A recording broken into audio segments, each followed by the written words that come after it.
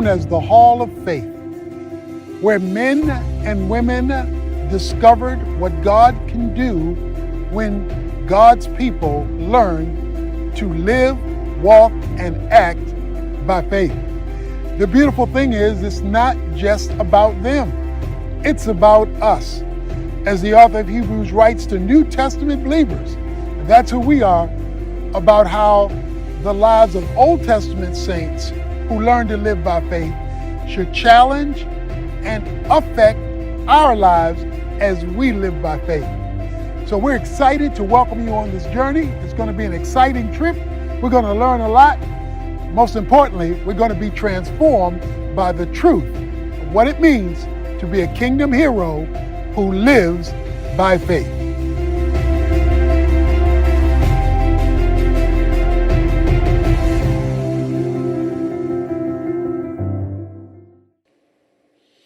The book of Hebrews was written to Christians who were losing heart. This is a book written to discourage Christians who didn't know whether it was worth it to keep going. The struggle was too great, the difficulty was too daunting, the pain was too palpable, and the question was, is it worth keeping going? And many wanted to quit. They wanted to go back to the old way. They wanted to abandon Christ, to abandon Christianity. So the author of Hebrews writes the book to challenge them not to lose heart. So we find ourselves in Hebrews chapter 12,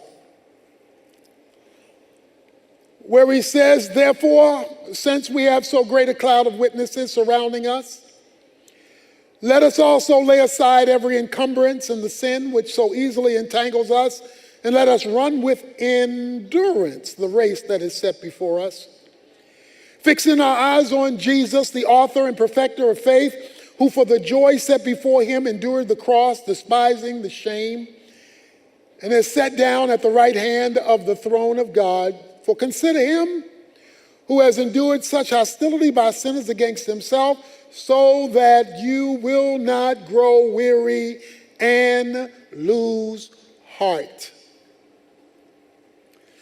My challenge for me, as I preach to me, as I preach to us, is simply to never give up.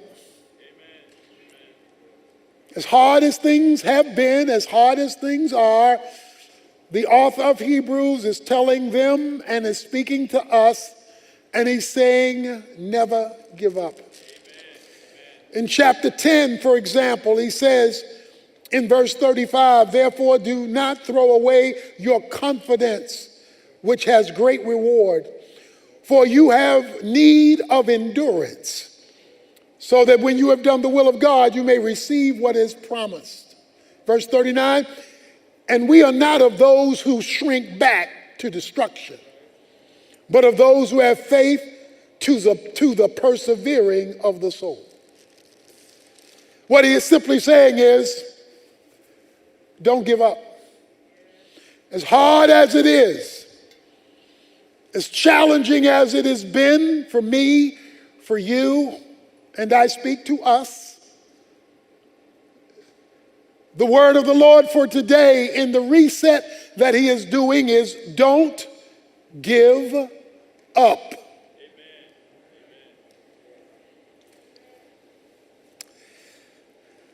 Now that's easy to say. And I'm sure most would agree with having heard it. But a lot of things are easier to say than to do, especially when you're overwhelmed by life's negative realities. So he's going to say three things to help you and me and us, in spite of all the turmoil we're in personally, ecclesiologically, culturally, racially, politically, socially, economically. Never give up. The first thing he wants to say is, to encourage you never to give up. Therefore, since we have so great a cloud of witnesses surrounding us. Therefore, since we have so great a cloud of witnesses surrounding us. Now, whenever you see the word therefore in the Bible, you must ask what it's there for. Therefore means, in light of what I just said,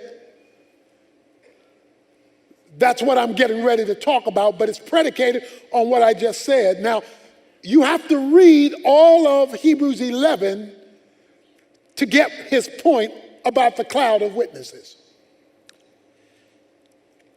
A witness gives agreement or testimony to something. A witness in a courtroom gives testimony to the reality of what is being said. He calls them a cloud of testimony givers or witnesses.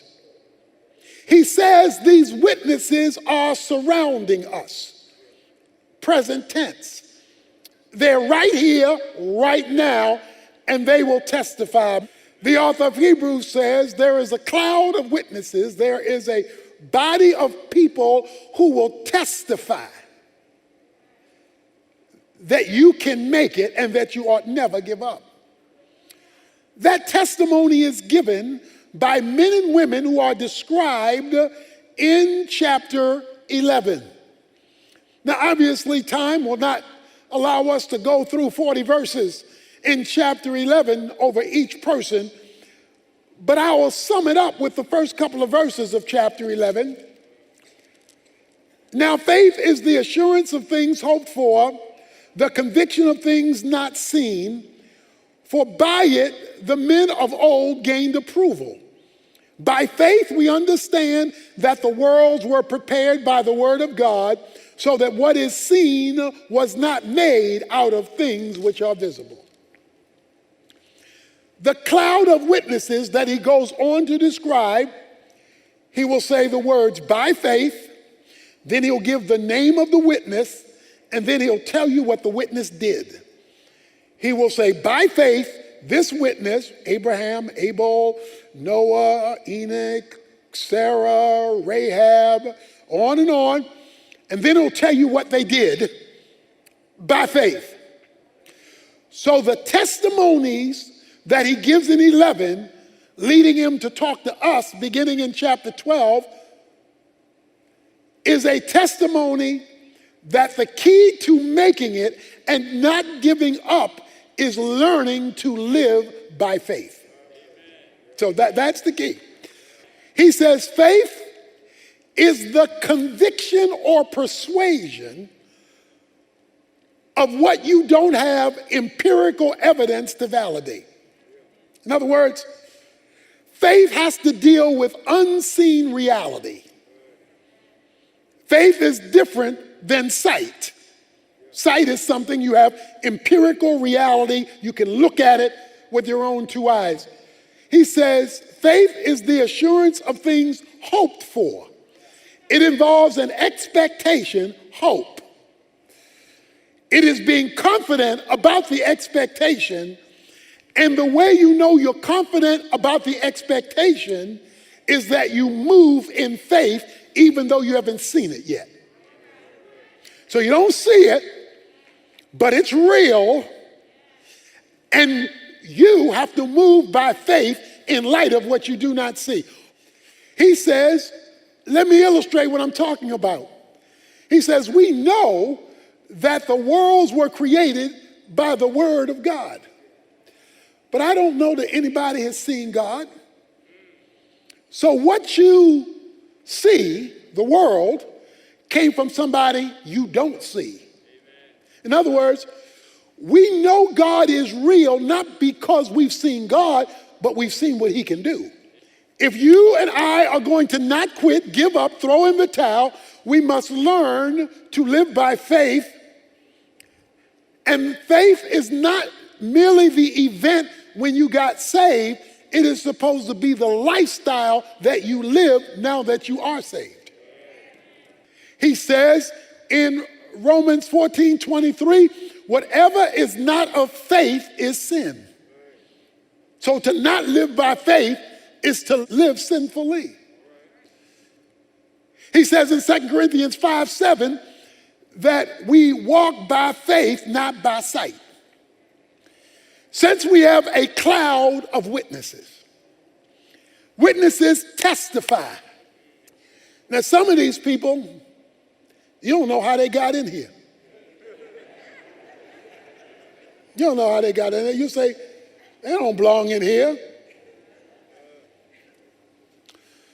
But that's the good news. You can start where you are. You can start where you are and say, the rest of my life, I'm going to live by faith. I'm going to act like God is telling the truth, even though I don't see the result yet. He says, and he talks about creation. He says, we live in a world created by somebody you don't see. But you don't say God doesn't exist because I don't see him. So when men want to deny God, they go to evolution, fairy tales for adults. That everything has come out of nothing from nobody. So his challenge is a faith challenge. All of the people he names are from the Old Testament. So this is one of the reasons you read the Old Testament. It's full of stories, but it's full of narratives designed to challenge you to live by faith in the New Testament. Since we are surrounded by all these Old Testament saints, he says, you keep going. Now, one other thing about this first point that I've been on too long, and that is that these Old Testament saints, it concludes by saying at the end of chapter 11, verse 39, having gained approval through their faith. 11:39 says they gained approval. To be approved, you must finish by faith. So these approved people in chapter 11 are the ones, not Christians in general, but these approved people are the witnesses that God uses to keep us going by faith. So, the first thing are the witnesses. The second thing is you. Verse 1 of chapter 12. Laying aside every encumbrance and sin which so easily entangles us. He says, I want you to remove encumbrances, he says, plural, and he says, I want you to remove the sin, singular. Now, let's move between the plural and the singular.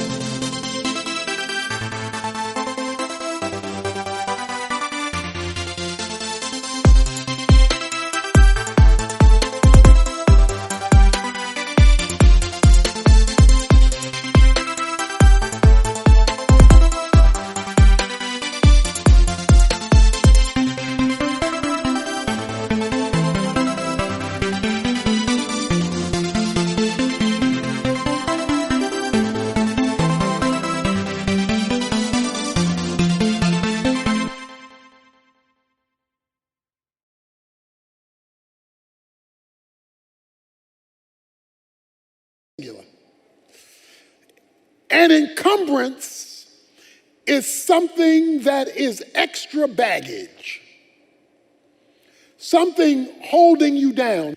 An encumbrance is simply baggage that's keeping you from moving forward by faith. It's slowing you down. It's hindering you. It's limiting your spiritual progress. And so it is an encumbrance. So what is some encumbrance? People can be encumbrances. See, you got the wrong folk in your life, they can hold you back with human thought. with secular thinking, with faithless points of view. So people can be encumbrances. The past can be encumbrances. Playthings can be encumbrances.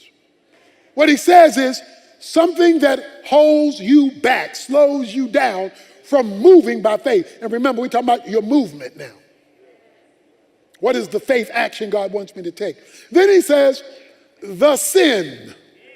The sin that he has been talking about all Hebrews long, that he focuses on, of course, in chapter 11 and in chapter 12, is the sin of unbelief. He calls it an entangling sin that entangles us. In other words, every other sin you commit is because you don't believe God. So because we don't believe God, we commit a sin. Unbelief is the entangling sin. If you solve the problem of faith, you've greatly impacted the problem of sin because you haven't gotten it tangled in unbelief. And remember, by belief, we're not talking about first your emotions. We're talking about your footsteps, the decisions that you make. To say, I'm going to trust God with this situation, even though I don't see the outcome yet. He said, lay it aside, push it to the side. The sin, the distraction, the excess baggage that so easily holds us back. The last thing he wants to talk about, first of all, you got some witnesses that are here to testify. Then you've got a responsibility to get rid of anything holding you back from walking by faith. And then he comes to the sine qua non. He comes to the main point. He says, fixing our eyes on Jesus. Look at your witnesses, look at yourself, but get fixated on Jesus. The author and perfecter of our faith. You are not living this faith life alone. He calls Jesus the author, that means the originator. The perfecter, that means the completer. That's like you and me saying A to Z, beginning to end, Alpha, Omega. Jesus Christ got you started when you got saved. He's going to bring you to completion when this life is over. And he's available for you to piggyback on the ride there. He says, if you will become fixated on Jesus, if you will become an obsessed Christian, not a casual Christian, not even fixated on God the Father. He's talking about a Jesus fixation. He says, fixing your eyes, your spiritual perspective on Jesus Christ, who got you into this at salvation, who's going to get you to completion when life is over, and who can walk you along the way. You can't ignore life's struggles that make you tired. There are realities that you can't ignore. He says, but don't fixate on them. Every time life closes in on you, that is a reminder, take a peek at Jesus. Because Jesus' job is to carry you through that sweaty, weighty, difficult, lonely, traumatic, painful period you are going through. He is there to help you. Fixing your eyes on Jesus. Now watch this. How do I do this? He says, for the joy set before him. Okay, he's bringing up Easter. Friday was a tiring day in Jesus' life. Okay, he's already sweat, tears like drops of blood, because of what he's getting ready to go through on the cross, which included being separated from his Father, and it meant bearing the sins of the whole world.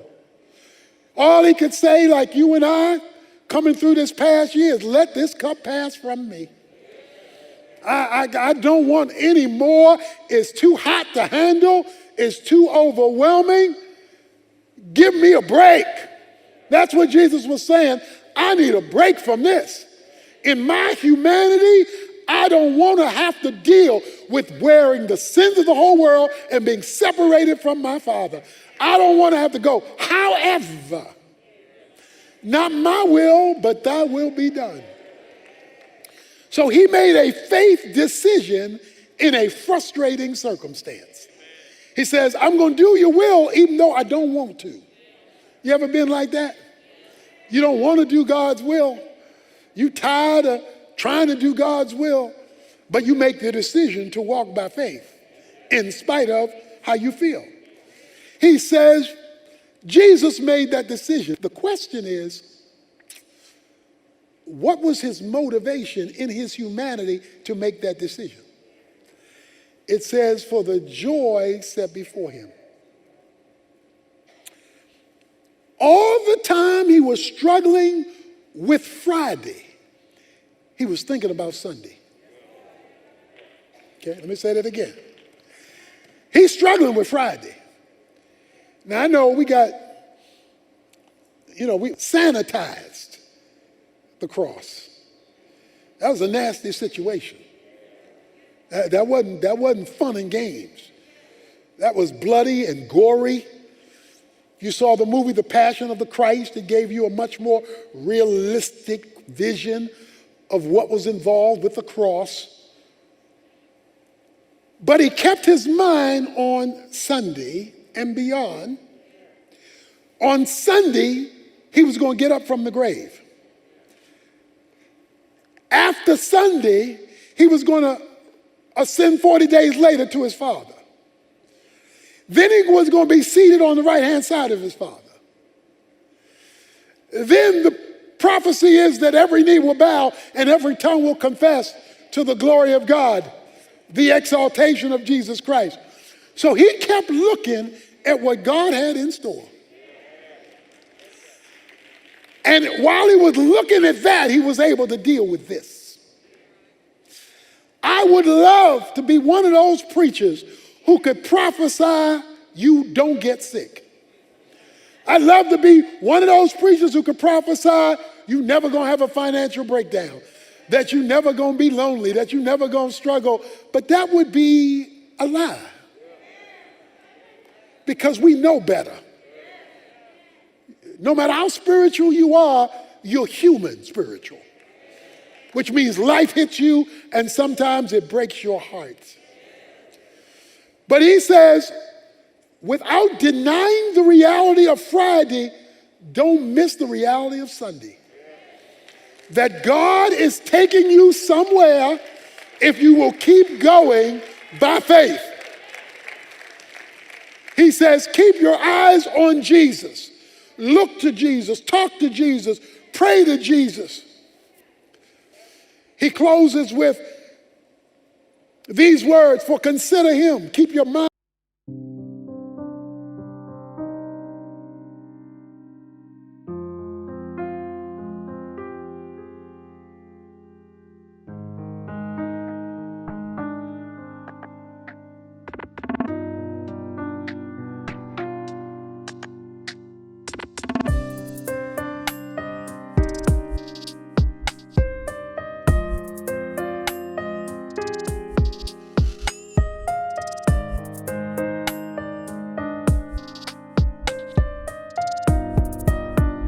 On him who has endured such hostility by sinners against himself, so that you will not grow weary and so that you will not lose heart. You know, there's a big difference between a high jumper and a pole vaulter. A high jumper goes about 8 feet because they're using all their human strength to get them over that. A pole vaulter goes 18 feet. Now, both are running, but one is running totally dependent upon their own strength. The other pole vaulter is running, leaning on the pole to propel them. So the pole vaulter goes higher than the high jumper because he is leaning on something other than his own or her own human capacity. He says, I want you to pole vault in your weariness on Jesus. That means you got to carry Jesus as your partner. You got to carry Jesus as your road buddy. That means you got to be talking to him not just at grace. You and he are rolling throughout the day because you're piggybacking on Jesus. Sometimes life will knock you down. Sometimes you'll tear with a broken heart. Sometimes you'll be in broken circumstances. But I know somebody, even though he lives up there, he's willing to come down here and take the broken and the beaten and the abused and give you a divine reset so that he can still take you, your family, take us, the church, across the finish line. So you keep the faith because you got a cloud of witnesses. You've got some decisions to make, and you've got King Jesus who's here to help you.